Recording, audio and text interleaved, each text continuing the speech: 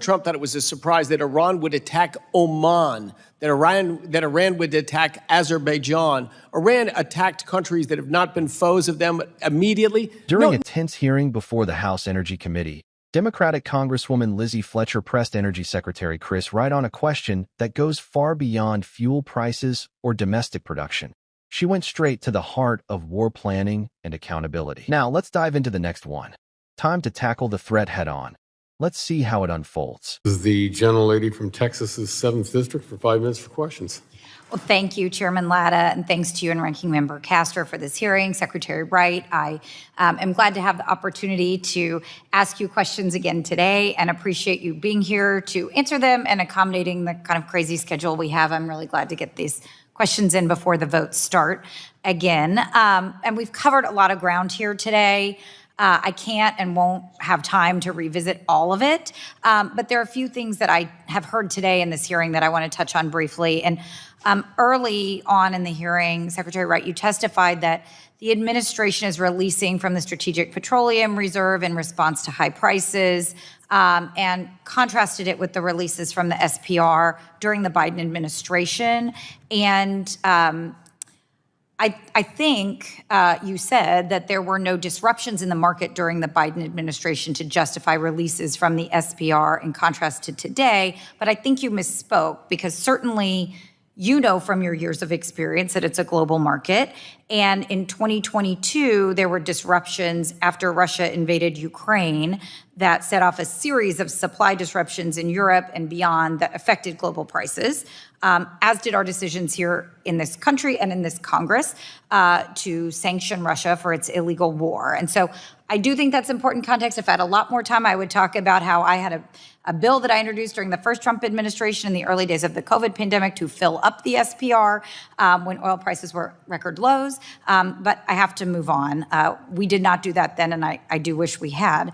I do want to touch briefly as well on part of your exchange with Congresswoman Castor, where she raised questions of trust and how industry can trust the process, right? And trust the government that they can make these investments that they want to make, that we need them to make, if grants are made and then revoked, if permits are made and revoked. Congressman Auchincloss talked about it a little bit as well. And look, I disagreed with President Biden on revoking the Keystone Pipeline permit.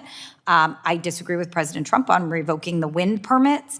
And these issues transcend just one administration, right? I mean, the issue is whether folks in the industry can trust the United States government to be a reliable partner. But we should be doing everything we can to make sure that that is the case, because you know better than anyone, we need these investments and we need the U.S. government to be a reliable partner and to know the rules, no matter who's in charge. And so that's the issue you're hearing on this side of the aisle, is revoking all of these grants and these permits. It is a huge challenge, and I know this because of the people that I represent in Houston are a lot of the people doing a lot of this work. And, you know, as you and I have discussed in this room before, I'm lucky to have their expertise informing the work that I get to do here in Congress. So I know that for years, for decades, energy professionals have been contemplating what would happen if Iran closed the Strait of Hormuz. And, you know, others have been talking already today about kind of the state of the world. So I'm going to skip over where we are. But even the Dallas Federal Reserve Energy Survey, industry executives were saying that the war in Iran is wreaking havoc in the industry and that it feels like we've lost control of the Iran war. And if the strait doesn't open soon, we're looking at oil at $170 a barrel. So we have a real issue in front of us. And I was surprised to hear, I'm definitely going to run out of time for questions here, but the president said twice that Iran's retaliatory strikes against the Gulf states and the Strait of Hormuz were a surprise to him. He said they weren't supposed to go after all these other countries in the Middle East. Nobody expected that, and we were shocked.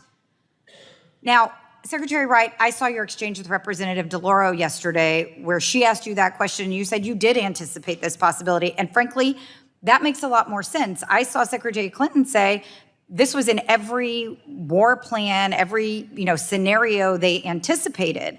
So the president's statements make no sense, but I want to ask you a few questions about this. I know I'm going to have to submit some for the record, but were you consulted about the possibilities and potential outcomes in invading Iran?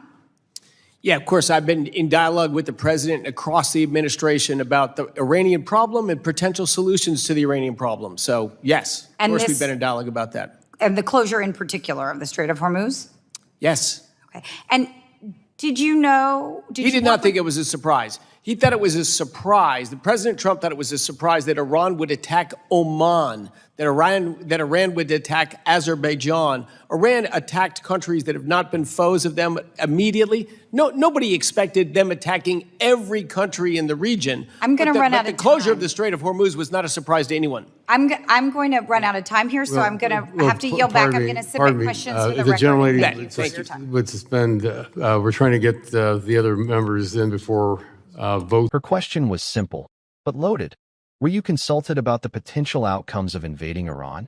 That moment captures a deeper concern now shaping Washington's debate, whether energy policy officials are being pulled into decisions traditionally reserved for national security and defense leadership. The backdrop here is critical. The ongoing conflict with Iran has already rattled global energy markets, with disruptions in key shipping routes like the Strait of Hormuz pushing volatility in oil and gas prices. That means the Department of Energy isn't just managing domestic supply anymore. It's operating at the intersection of geopolitics, military strategy, and economic stability. Music.amazon.co.jp. Fletcher's line of questioning suggests unease about how far that role has expanded. Because if the Energy Secretary is being consulted on invasion scenarios, that implies energy consequences are no longer a secondary consideration. They are central to the calculus of war. And that raises two big issues. First, transparency. Congress has a constitutional role in overseeing war powers. If planning discussions about a potential invasion are happening across departments, lawmakers want to know who is in the room and what assumptions are being made. Second, risk assessment. Military action against Iran doesn't just carry battlefield consequences. Analysts have long warned it could trigger retaliatory strikes, disrupt global oil flows, and escalate into a broader regional conflict. Those outcomes would have immediate economic fallout, not just in the U.S., but worldwide. So Fletcher's question isn't just procedural. It's strategic. She's essentially asking, are we fully accounting for the ripple effects of this war, or are decisions being made in silos? For his part, Wright has emphasized energy security and downplayed price spikes as manageable in the broader context of national interests. But that response doesn't fully address the concern Fletcher is raising, which is about process, coordination, and foresight. Music.amazon.co.jp.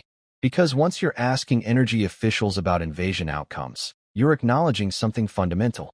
Modern warfare isn't just fought with weapons. It's fought through supply chains, energy markets, and economic pressure. And in that kind of conflict, the line between national security and energy policy disappears. That's why this exchange matters. It's not just about whether Wright was consulted. It's about whether the U.S. government is thinking holistically about the consequences of escalating conflict with Iran. And based on Fletcher's questioning, Congress isn't entirely convinced that it is. Thanks for watching. If you enjoyed this video, make sure to subscribe to the channel so you don't miss our next content.